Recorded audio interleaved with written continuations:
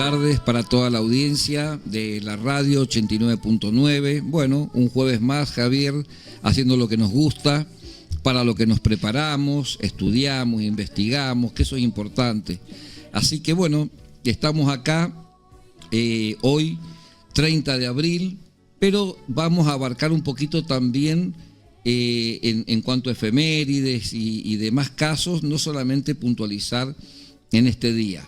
Tenemos tres temas importantes que son el Día del Trabajador, que es mañana 1 de abril, el 1 de mayo, después el 1 de mayo el bautismo de fuego de la Fuerza Aérea Argentina en la Guerra de Malvinas y también la promulgación de la Constitución Nacional de 1853, que es la Constitución que está vigente, porque la gente cree que eso se derogó. No. Lo que se hizo fue modificarla. Es nuestro contrato social. Exactamente. Pero yo te cuento algo que te había dicho antes del programa. Sí.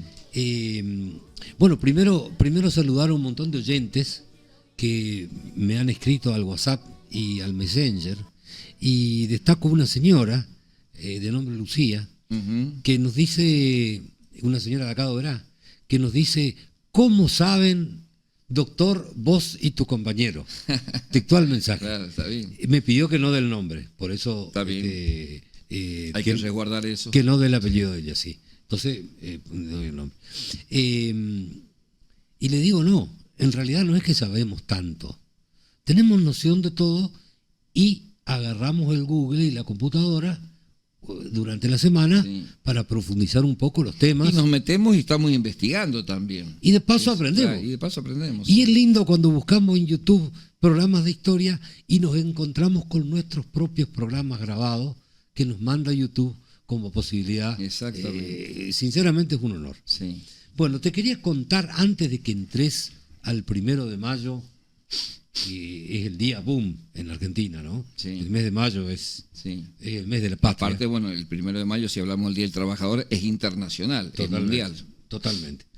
Te quiero contar que el 29 de abril, o sea, ayer, fue el Día de los Animales. Exactamente, el Día del Animal, sí, señor. Y el Día de los Animales se instauró el 29 de abril de 1908.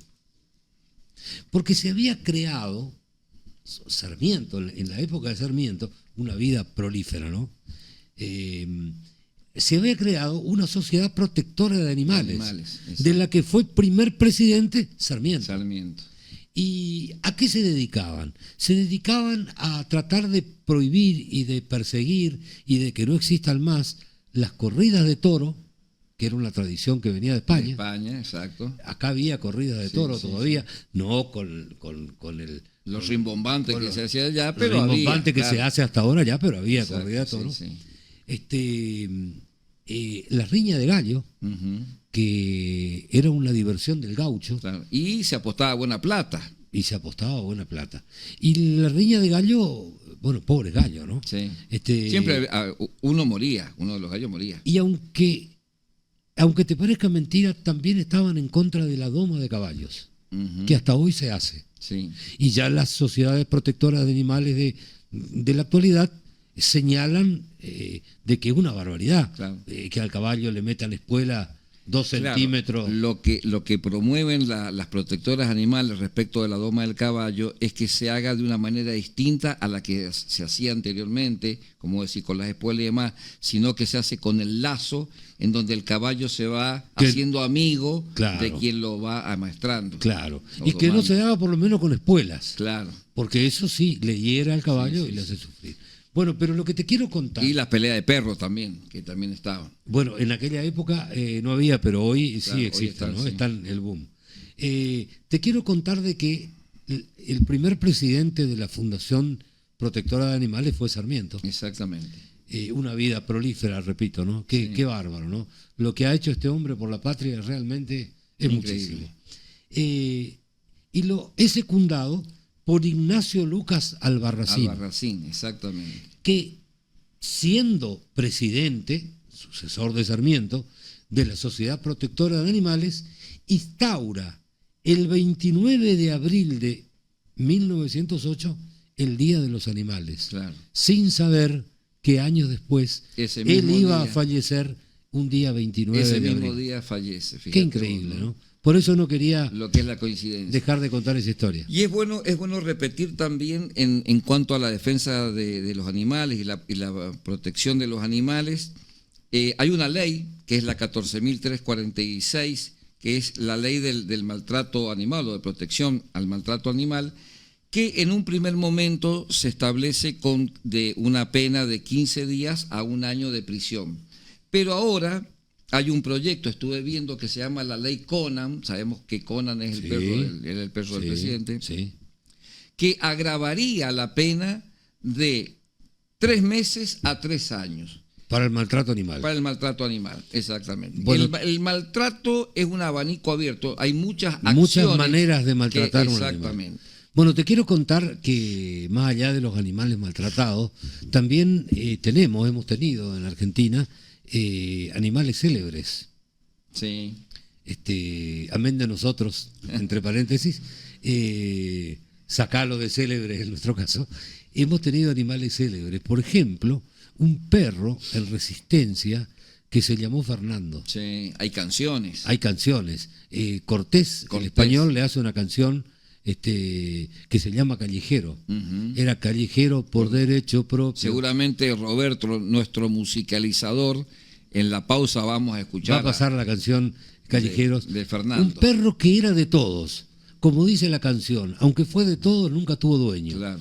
Era de todos, lo de la Resistencia, Claro. y andaba en todos lados. Y en los actos oficiales Estaba. le gustaba sentarse en pleno palco al tipo en primera fila. Claro. En aquella época, ¿no? Y seguramente los vecinos ayudaban para alimentarlo, para darle el agua. Sin duda, sin duda. Bueno, leí ayer en uno de los diarios que leí que en San Juan, en la provincia, en la Plaza 25 de Mayo, hay una perra que, si mal no recuerdo, se llama Linda, que vive todavía y que es también una perra de todos y célebre por esa circunstancia. Claro. Entra a los negocios, sale, claro. Toda la gente le conoce, la acaricia. Claro. Una perra del pueblo, digamos. Increíble, ¿no? Esas historias, qué lindas que son, ¿no? Entramos al tema serio. Bueno, vamos a hablar de historia. Todos son serios. Bueno, sin lugar a dudas, el 1 de mayo, con el Día del Trabajador, del Trabajo, y desde ya saludamos a todos los trabajadores de nuestra ciudad para el día de mañana, es un día internacional, por lo tanto tiene un volumen distinto. ¿Qué pasó acá? Se festeja en todo el mundo, ¿no? Se celebra porque la verdad que es una historia triste, es muy parecido al del Día de la Mujer, el 8 de marzo, que también trabajadoras que estaban en una fábrica, le cierran las puertas, se produce un incendio, claro, se produce un incendio y mueren, más de 100 mujeres mueren. Terrible, terrible. Acá murieron más, Acá murieron más. En 1886, en la ciudad de Chicago, empiezan a quejarse, y voy a tocar un tema importante y de actualidad, y sin meternos en política, pero es de actualidad. ¿Cuál es el reclamo de los trabajadores de la ciudad de Chicago de Estados Unidos? Tenían jornadas laborales que iban entre 12 y 16 horas. Terrible, semi-esclavitud. Claro, es una esclavitud. ¿Qué pedían los trabajadores?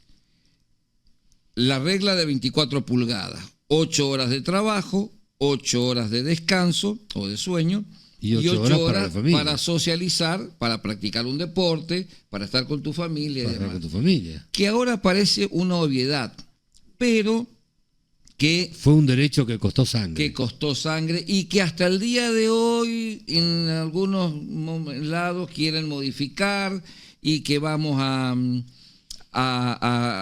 poner un horario extendido. No, eso hay que respetarlo. Costó mucho en la historia. Esas 8 horas hay que respetarlas, porque el hombre no vive para el trabajo. Tiene otras inquietudes, otras riquezas espirituales, materiales, deportivas. Entonces eso hay que respetarlo, sin meternos en política ni en modificación. Ni en nada por el estilo, es así. Pero es una cuestión de humanidad. Y aplaudimos. 8 horas de trabajo, 8 horas de descanso, 8 horas para interactuar socialmente. Sí, cada uno como quiera. Sí, señor. Y aplaudimos desde este programa las reformas que se están haciendo en los países socialistas de Europa. Sí. Llámese Noruega, Suecia, Finlandia, que son países socialistas absolutamente desarrollados, ¿no? Sí. Y que fíjate que ahora que con el tema quieren trabajar menos de 8 horas. Es que se tiene que apuntar a eso, y que haya más espacio para la recreación. No digo para el ocio, porque por ahí se malentiende y el ocio creen que es para dedicarse a los vicios, no. Digo para la recreación, para el deporte, para la cultura, para el arte. Porque con la inteligencia artificial, con los avances de la computación y demás,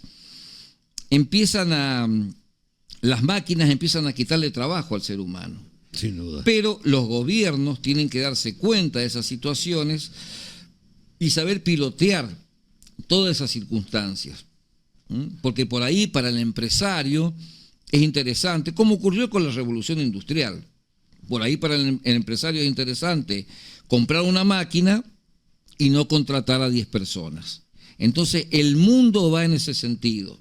Pero el daño se va haciendo cada paso, se va viendo paso a paso. Y vos no podés esperar que el empresario solucione eso lo tienen que solucionar los gobiernos, que son los que tienen la visión. Y para total. eso están, amigos, para eso están. Así que bueno, yo creo que este momento de reflexión del día 1 de mayo, Día Internacional del Trabajador, creo que es importante que toquemos estos temas y que por lo menos se respeten esas 8 horas para el trabajo, para el descanso y para la recreación. Resulta ser, amigo, te voy a hablar de lo que más me gusta. Sí.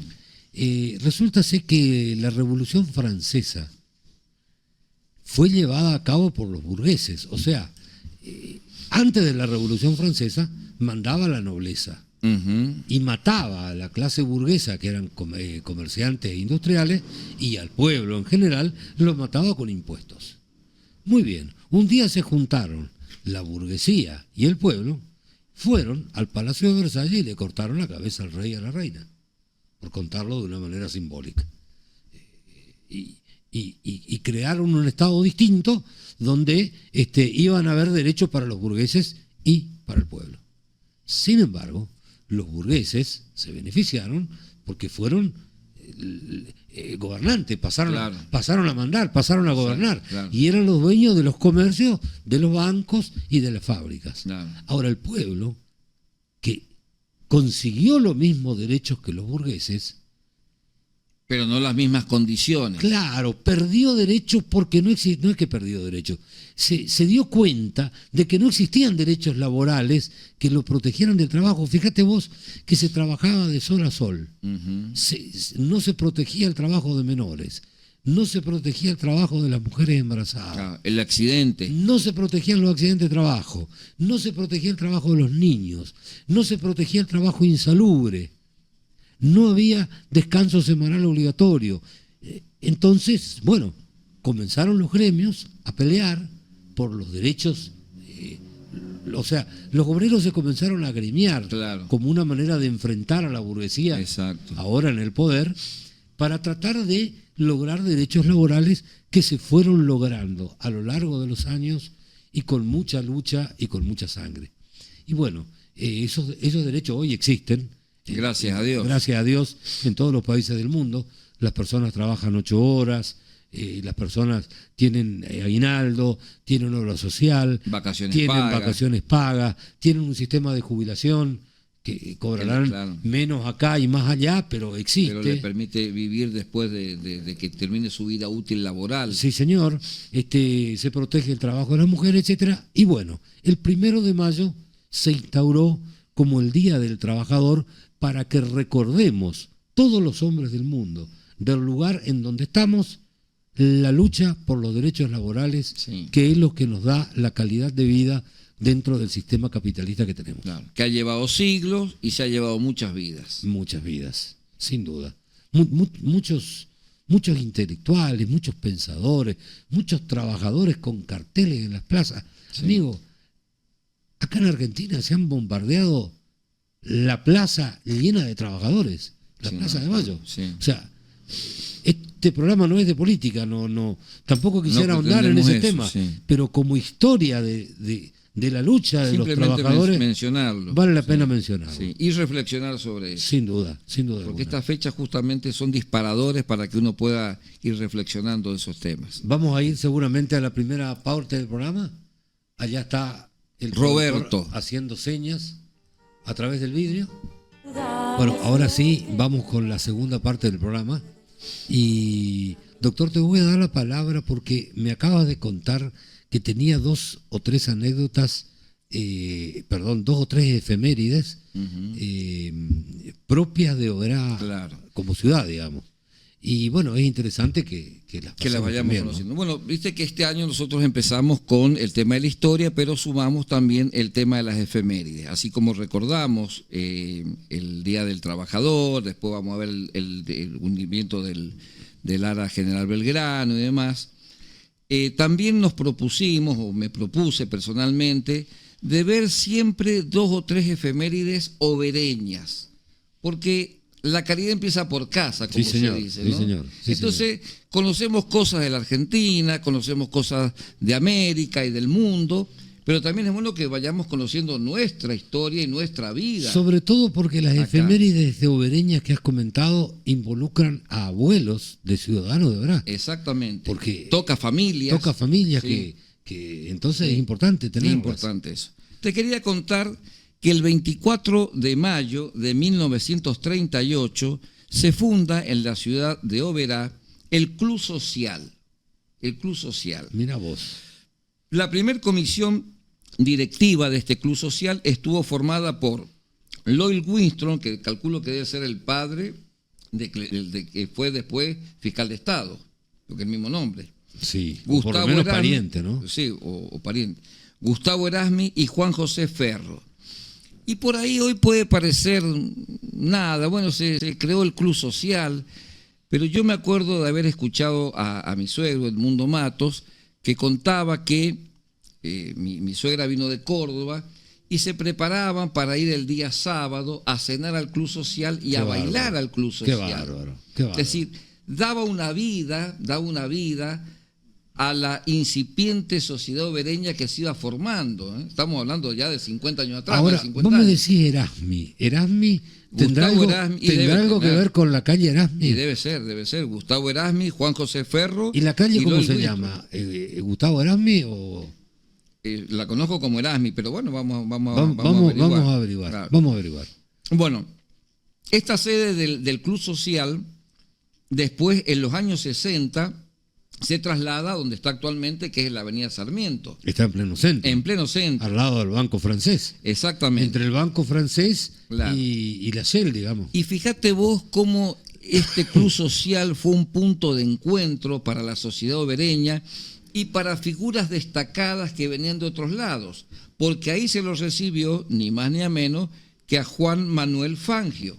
Mirá vos. También se ¿Estuvo en Oberá? Estuvo en Oberá y estuvo en el Club Social. Lo habrán invitado a cenar y después seguramente... Y el habrá Club Social habrá sido en esa época uno de los centros de reunión social más pero importantes. sin duda, Más sin duda. importante de la zona. Sin duda que sí. También estuvo el guitarrista Eduardo Falú. Y también estuvo, recordemos que Oberá tiene mucha inmigración sueca, el príncipe Guillermo de Suecia, y también Pero se lo mirá lo que me homenajeó, estás contando, y también qué se lo barbaridad. homenajeó en el Club Social de nuestra ciudad. Fíjate lo importante que ha sido para la vida social. Vos me dijiste hoy, cuando recién llegamos, me dijiste que tenías una cosa linda para contar sobre el Club Social. Y bueno, yo te dije, sí, metele, pero sin imaginarme lo que me estás contando. Claro. Que haya venido Fangio, que haya venido Falú, Un guitarrista. y que haya venido el príncipe. Príncipe Guillermo de Suecia, y Qué se lo bárbaro. homenajeó en el Club Social. Qué va. Se habrá hospedado seguramente en la casa de alguno de los suecos que viven en nuestra ciudad. Por supuesto, hay un cementerio sueco. Exactamente. La comunidad sueca Bueno, fue muy vino importante. el príncipe. Es muy importante. Es muy importante. Vino el príncipe y se lo homenajeó en el Club Social. Fíjate vos la importancia que hasta el día de hoy se siguen haciendo reuniones, bailes, cenas, etcétera, etcétera. Mira vos. Lo que hace a la vida de una ciudad. Lo que pasa que parece que el Club Social, se me hace a mí, que no conozco Oberá, pero no tan a fondo, se me hace a mí que quedó como escondido, porque se ve solamente la entrada. Si alguien no te cuenta que ahí está el club social, vos no te enterás. Claro. No es como otras instituciones que tienen un frente grande sobre la calle, con cartel, etcétera. Claro. Es una entrada. Sí, es como mi casa, ponele. Claro. Tiene una entradita y vos no te imaginás que atrás hay una L y es más grande de lo que es. Y hoy, con el Parque de las Naciones y las casas típicas, que ahora se utilizan para cumpleaños de 15, para casamientos, etcétera, etcétera, bueno, como que el club social un poco se apagó. Ha quedado relegado. Claro. Bueno, y después el club alemán también fue en su época un centro de reunión muy importante. Quería contar de que el 24 de mayo de 1938 se fundó el club social. Fíjate que Oberá fue fundada el 9 de julio de 1928, o sea que a los 10 años ya había un club social que seguramente despegó con esa vida. Qué linda anécdota, colega. Te felicito. Bueno, te quería contar también que el 20 de abril de 1937 se habilita la primera línea telefónica entre Oberá y Posadas, que se reducía solamente a 200 teléfonos. Imagínate lo que habrá sido en ese momento poder levantar un tubo de teléfono o los que eran a disco y comunicarte con un familiar. Terrible. En Posada o si había el tema de un enfermo. Terrible. Con un hospital. Claro, con un médico. No sé si había telediscado, creo que en aquella época había que llamar a una central y la operadora te comunicaba con el teléfono. Pero levantar el tubo y poder hablar con un familiar, con un amigo, o por una urgencia, o con una oficina, o con una emergencia, por algún trámite, sí, claro, sin duda. Eran nada más que 200 los teléfonos instalados. Hoy todos tenemos un teléfono celular, estamos mensajeándonos, llamándonos. Oberá tiene que tener por lo menos 100.000, 110.000 teléfonos. Bueno, que podés discar a cualquier parte del mundo en 5 minutos. Exactamente. En 5 segundos. Y fíjate cómo es la historia, ¿no? Ese teléfono fijo hoy tiende a desaparecer. Sí. Lo que fue en su momento lo importante, después de los años 80, fundamental, y hoy en los 2000 tiende a desaparecer, porque todo el mundo se maneja con el teléfono celular. ¿Vos sabés que vi en YouTube la vez pasada que en Francia ya no se usa más, quedó fuera de circulación el teléfono fijo y el correo? Mira vos. No existen más cartas. Claro, todo mail. No hay más cartas por correo, el correo postal como lo conocíamos. El de papel. El de papel. Claro. Capaz el correo hoy servirá para enviar dinero. Todo digital es ahora. Vos podés enviar dinero con... Pero lo cierto es que no existe más ni correo ni teléfono fijo. Que cuando nosotros éramos chicos eran fundamental. Dos instituciones fundamentales. Y cuando aprobábamos una materia de la facultad, corríamos al teléfono. Para avisar a nuestra familia. Sí, yo corría un teléfono público. Claro, yo también, por supuesto, yo estaba en Córdoba, vos estabas en Corrientes. Estaba en Corrientes. Exacto. Sí. Hablar a 2 de mayo al trabajo de mamá. Para avisarle que habías aprobado una para que me mande plata o por algo, ¿no es cierto? Bueno, ese teléfono fijo, que en su momento fue fundamental, hoy tiende a desaparecer. No lo vemos con nostalgia, digamos, el avance de la tecnología no vamos a frenarlo. Pero creo que era importante recordar que en 1937 empezó esa primer comunicación entre Posadas y Oberá. Qué bárbaro, qué bárbaro. Bueno, la otra efeméride, obereña, como dijimos, la caridad empieza por casa. No es tan linda porque se trata de un fallecimiento, pero una persona que fue muy importante para la vida obereña, que fue don Ralph Singer. Yo no lo conocí personalmente porque yo vine ya casado, yo vine después a Oberá, con Cintia Matos, que es mi esposa. No lo conocí personalmente. Era vecino de la familia de tu esposa. Soy vecino de la empresa, estamos enfrente, pero a él no lo conocí porque yo vine en el 90 acá. Ya había fallecido. El 20 de abril de 1989 falleció. ¿Se habrá arreglado su dentadura con tu suegro? Seguramente, sí, con el Mundo Matos, sí, él y un montón de gente, ¿no?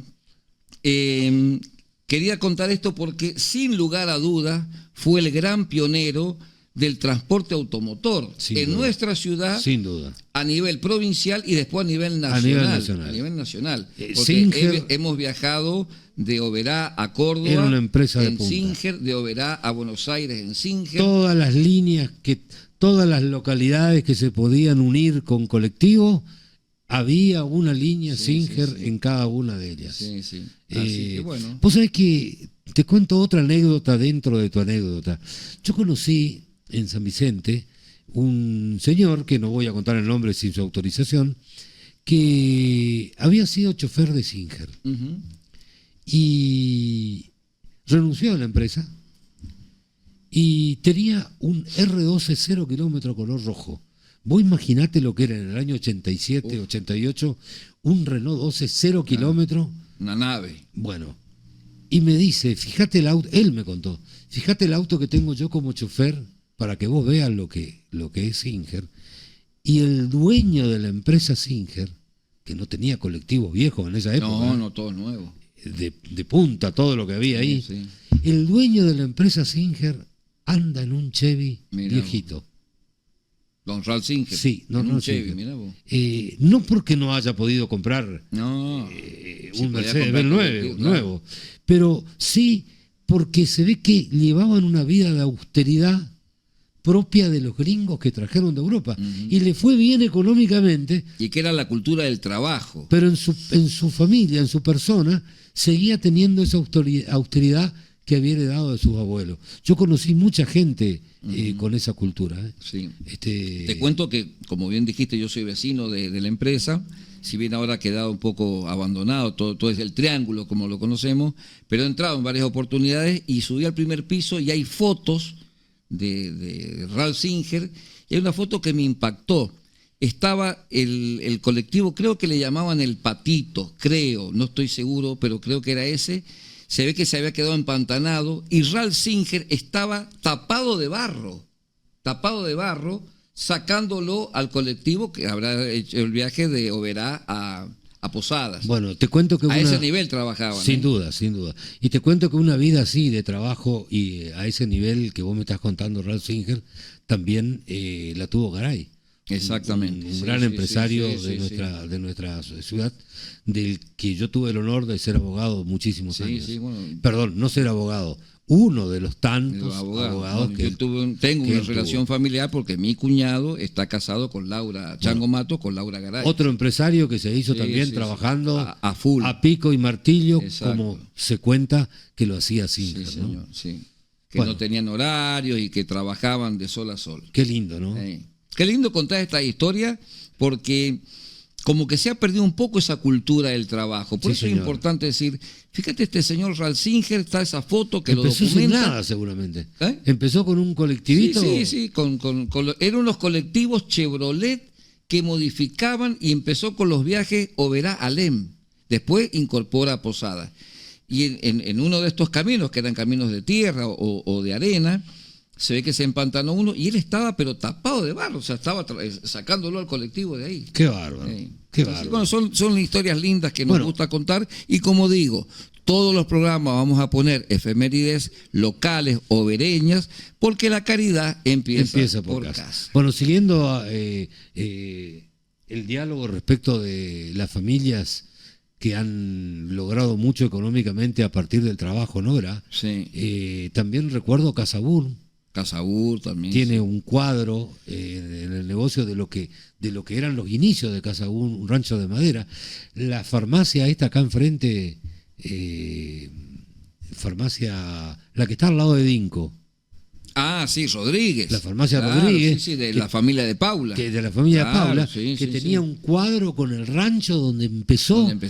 Sí. Realmente admirable, porque lo han hecho trabajando. Sí. Y en este país, como dijo Barrio Nuevo, el sindicalista Barrio Nuevo, son muy pocos o nadie los que hacen la plata trabajando. Bueno, esta gente lo hizo trabajando. La hizo trabajando. Sí, Sí, hay que destacar eso. Sí, señor.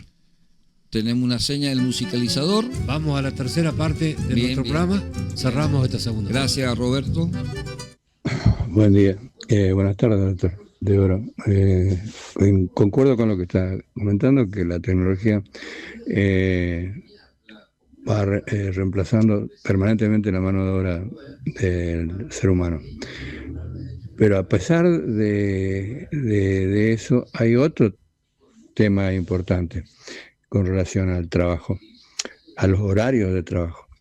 La reducción en Dinamarca y en otros países, en Suecia, en todos los lugares donde hay reducción horaria a 6 horas o menos, están en mejor estándar de vida, como en Dinamarca, por ejemplo, ellos trabajan 6 horas diarias y allá todos tienen un estándar. Es el mejor país del mundo para vivir. Allá no viven mal como en Argentina. Y agregar horas de trabajos a los que ya se tiene, que son 8 legalmente, es una contradicción a lo que se llama desocupación. Se le está sacando, si quieren aumentar las horas de trabajo, se les saca trabajo a las nuevas generaciones. Se aumenta la edad jubilatoria, se aumenta las horas de trabajo. Entonces, los jóvenes se tienen que ir a otros países a conseguir trabajo, porque en lugar de que se trabaje 24 horas dividido en 6, dividido en 4 de 6 horas, en 4 partes de 6 horas, ahí da para dar trabajo a 4 personas en 24 horas, y no para que haya tanto desocupado como hay ahora. Esa es otra de las contradicciones del aumento de horas laborales. Esa es un total error. Va en contra de los países del primer mundo donde se vive mejor estándar de vida, que tienen reducción horaria, como Dinamarca, que doy como ejemplo porque sé que allá son 6 horas de trabajo y es el país donde mejor se vive en el mundo. Eso nada más. Saludos, un abrazo, soy Aquino. Bueno, mira, yo te felicito por tu intervención, porque realmente estás manejando un tema. O sea, no es que empezaste a tocar de oído. Te felicito de corazón por todo lo que dijiste, es cierto. Y yo coincido contigo. Creo que el doctor de Oro, si te hubiera escuchado, porque los auriculares los agarré yo sin querer, pensará igual que vos. Pero ¿sabes por qué nosotros no comentamos estos temas? Porque la lógica del programa es hablar de historia, no de actualidad. Porque hablar de la actualidad significa hablar de política actual. Y ahí comenzamos a dividir las aguas y no es nuestra intención sino hablar de historia. O sea, y hacemos un programa de historia, pero todo lo que dijiste está correcto. Y hay otros periodistas que hablan de la actualidad. Claro, hay otros periodistas que hablan de la actualidad. Exacto. Entonces nosotros hablamos de historia. Pero está buena la intervención, está bien. Ahora, todo lo que dijiste de Noruega y de los países, yo coincido totalmente. Aparte, te felicito por la intervención. Sí. Sinceramente, muy atinada, y es cierto todo lo que dijiste. Eso quería contarte. Gracias por tu intervención. Bueno, la prueba de que tenemos buena audiencia. Gracias a nuestro musicalizador Roberto, que siempre está atento y muy exacto con las canciones que pone. No sé si vos escuchaste, porque yo agarré los auriculares. Escuchar, sí. Cuando él hizo señas de los auriculares, los agarré yo, y bueno, sin saber que este señor iba a tener una intervención. Para mí fue espectacular lo que dijo. Está bien, sí. El tema es, sí. Inclusive dice que, claro, mucho se habla de aumentar las horas de trabajo diarias. No, nosotros estamos en contra de que se aumenten las horas de trabajo. Por supuesto. Claro. ¿Quién puede estar a favor? Nadie. Pero él explica, fíjate vos, él explicó diciendo, claro, si le ponen más horas al trabajador que tiene trabajo, en realidad eso también genera desocupación, claro, porque hay un trabajador que podría quedó afuera. Bueno, está bueno la intervención y el tema, ¿no? Pero nosotros hablamos de historia. Hay otros periodistas que hablan de actualidad. Me encantó que te hayas metido, y metete cuando vos quieras. Sí. Con la seriedad que lo hiciste, así se hace, ¿no? Bien. Bueno, viste, habíamos estado hablando del 1 de mayo.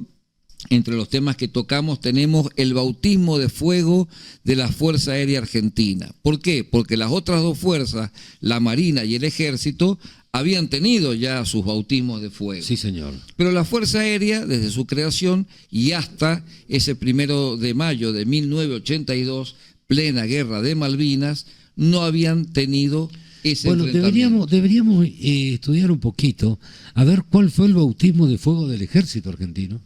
¿Habrá sido en alguna de las expediciones que se hizo al norte después de la primera junta? Claro. Capaz la primera que se hizo con Chiclana. Claro, y el Ejército del Norte. Ahí habrá estado el bautismo de fuego del Ejército. Sí, incluso Belgrano, que estuvo ahí en las primeras batallas. En las primeras batallas. Y el bautismo de fuego de la Armada habrá sido con el general Brown, el almirante Guillermo, Brown, el almirante claro. Brown. Y después, claro, El almirante Brown, yo el dije general Brown, almirante perdón, Brown, sí. que bueno, si bien era inglés, fue el jefe Claro. de Peleaba para la Fuerza el que Argentina. peleaba para la Fuerza Argentina, y con 4 o 5 canoas enfrentó a las fuerzas españolas, a las fuerzas brasileñas, a los franceses, a los ingleses, y a cuántos se aventuraron a ingresar al Río de la Plata, medio que tenían que pedirle permiso a Brown, Sí, sí. que tenía 4 canoas, arco, flecha y honda. Realmente admirable Sí. lo que hizo ese hombre, Yo ¿no? quiero que me cuente, Javier, porque realmente es apasionante, el valor de los pilotos argentinos. Mirá, hablar del bautismo de fuego de la Fuerza Aérea Argentina es remontarme a aquel 1 de mayo de 1982. Yo estudiaba Derecho en la ciudad de Corrientes, estábamos pegados a la radio y pegados a la televisión, claro, los estudiantes a la radio. Claro. Y cuando íbamos al baño de la pensión, nos Veía. quedábamos a mirar el televisor de la dueña, Claro. que estaba ahí, y nos quedábamos todos A ver qué había. A ver qué había. Es nada más que coraje, y mucho adiestramiento previo que tenían los pilotos, se notaba, y mucho coraje. Una gran audacia. Haber enfrentado con aviones de 50 años a la Armada, a la Royal Navy, Sí. la Armada Real, que tenía la tecnología de la OTAN en ese mundo, fue una verdadera proeza. Vos sabés que ayer estaba mirando un programa anoche, un programa de la Fuerza Aérea Argentina, su actuación el día 1 de mayo, por History Channel, Ujú. y lo encontré en YouTube sin Sí, querer. sí. Bueno, historiadores mundiales, amigo, admiran a los pilotos argentinos que volaban a 10 metros del mar, 10 metros literal. Tenía que ser menos de 15 metros para que no Con una tecnología muy precaria. tenían altímetro. Esos 10 metros los medían a ojo. A ojo. Lo medían a través del Volando a horizonte. 900 kilómetros por A hora. 900 kilómetros por hora.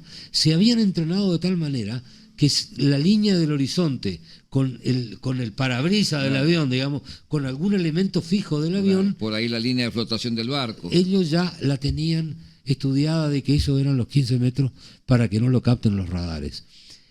Fue realmente una proeza. Pero fíjate que el primer día, el 1 de mayo de 1982, cuando salen 52 misiones aéreas, Argentina pierde 3 aviones, culpa de la tecnología. Mirá, el primer avión que sale se topa con un Sea Harrier. Un Sea Harrier Sí, sí. equipado con un misil norteamericano aire-aire. Por supuesto que le tiró y lo remató. Claro, no había forma de esquivarle. Se llamaba José Leónidas Ardiles, El piloto argentino. piloto argentino. Vale la pena nombrarlo por Sí, su nombre, sí, por porque supuesto. fue el primer piloto argentino caído en combate. Y en esa misma batalla pierden la vida Eduardo de Ibáñez y Mario González, que no fueron explotados por los misiles ingleses en el aire, como el caso de Ardiles, Ujú. sino que lograron eyectarse, Claro. cayeron en el mar, Helado. helado, y a los 7 minutos murieron. Claro. Porque según lo que dijo el tipo en el programa ayer, de que 7 minutos aguanta el cuerpo en la temperatura Qué fría. terrible, ¿no? 7 minutos. Vos sabés que 7 te quedan minutos. 7 minutos de vida, porque ellos sabían. Sí, si te pones nervioso, 7 minutos. Claro. Y si te quedás tranquilo, podés tener algunos minutos más, Sí. porque el corazón, al estar Va- tranquilo, va bombeando más bombea lento, más claro. lento la sangre y te llega el frío Claro. en forma. Pero más lento hablamos de 5 o 6 minutos. Sí.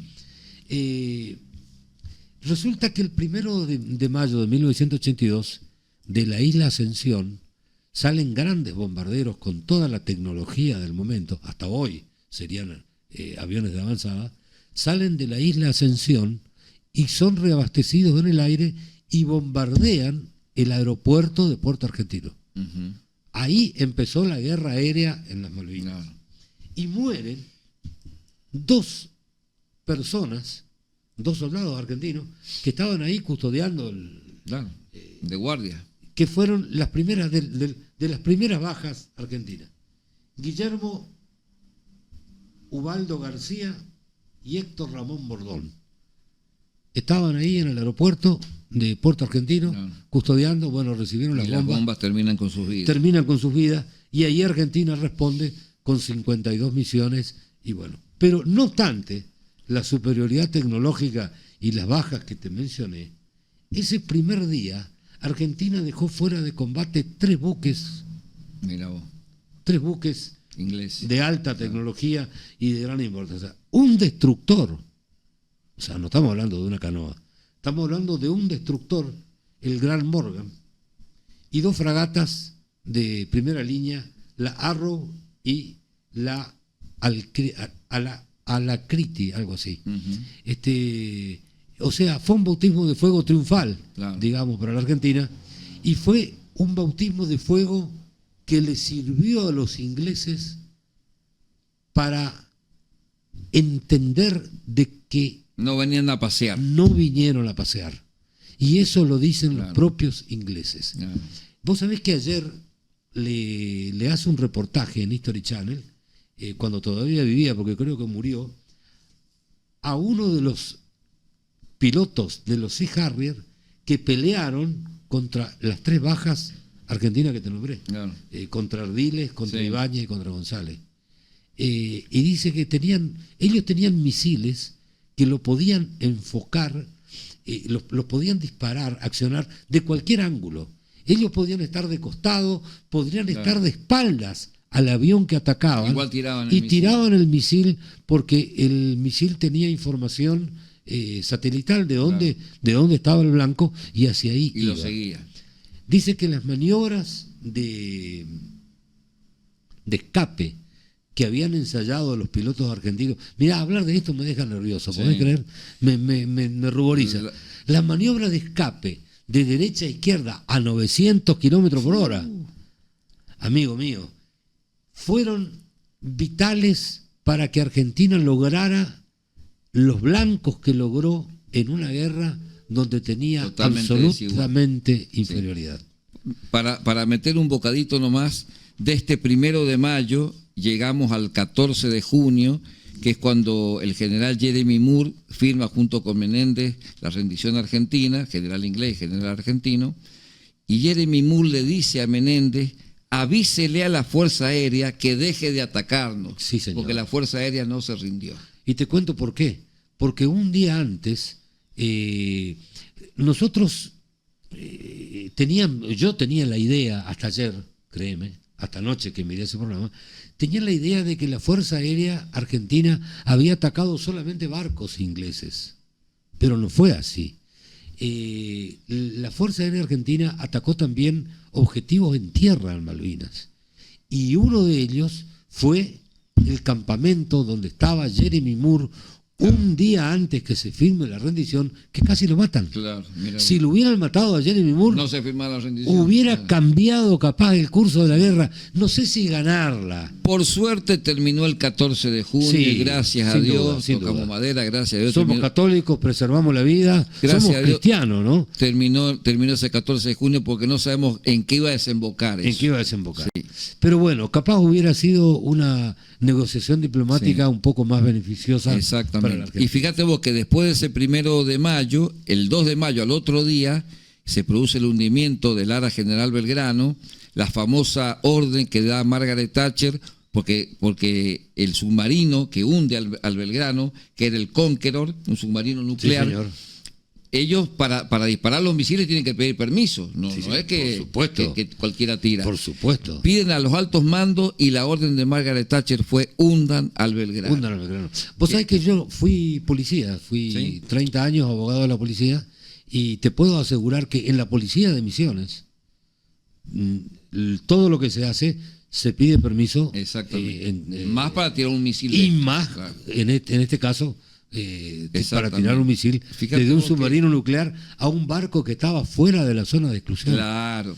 Fuera de la zona que habían pactado Argentina e Inglaterra de que ahí se iba a pelear y no en otro lugar. Como dijimos en un primer momento, no hubo una declaración formal de guerra entre Argentina y Gran Bretaña, pero sí se pusieron de acuerdo en qué zona se iba a pelear. Y que no el se iba a general pelear Belgrano estaba fuera de esa zona, por eso algunos dicen que fue un crimen de guerra. Porque vos sabés que muchos amigos míos me han preguntado a mí, y me dice, che, Javier, vos que siempre estás con el tema, te hago una pregunta, pensando que yo sé mucho de historia, digamos. No, sabés. Dice, ¿por qué Argentina no atacó la flota británica que estaba fuera de la zona de exclusión? Y los atacó recién cuando entró a San Carlos. Porque justamente ese había sido el pacto con Inglaterra. Se peleaba dentro de la zona de exclusión y los ingleses dejaban. Nosotros teníamos aeropuertos fuera de la zona de exclusión, Comodoro Rivadavia, en el continente. Claro, en el continente, y ellos tenían su flota fuera de la zona de exclusión. Sí. De ahí partían los buques y aviones y soldados que iban a pelear dentro de la zona de exclusión.